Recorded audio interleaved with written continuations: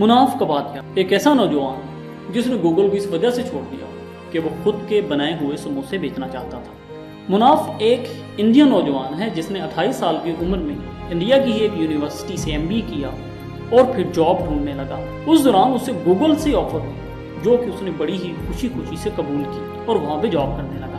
मुनाफ की माँ अपने घर में खाना बनाया करती थी और उसे आगे घरों में सप्लाई किया करती थी। मुनाफ जब भी घर आता तो आकर अपनी माँ के साथ उसकी मदद करने लगा और उस दौरान उसने महसूस किया कि वो इस काम से कहीं ज्यादा पैसे कमा सकता है और फिर उसने एक सख्त फैसला लेने का सोचा। गूगल से रिजाइन दिया और आकर अपनी माँ के साथ काम करने लगा और उसने अपने बिजनेस को बोहरी किचन का नाम दिया। मुनाफ अपने घर में मुख्तलिफ डिशेस बनाता, अपने दोस्तों को घर पे बुलाता और इंतहाई सस्ते पैसों में उन्हें खाना खिलाता।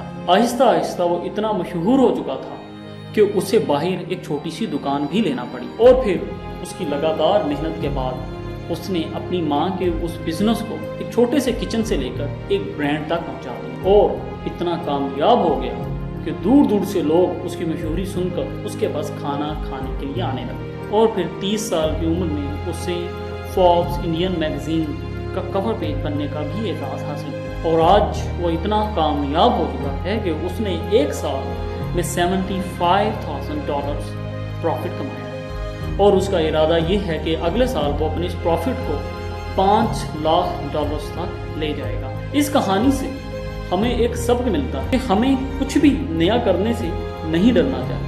कदम उठाना हमारी जिम्मेदारी है और आगे संभालने का काम उसका है। अपना ख्याल रखिए। बहुत शुक्रिया।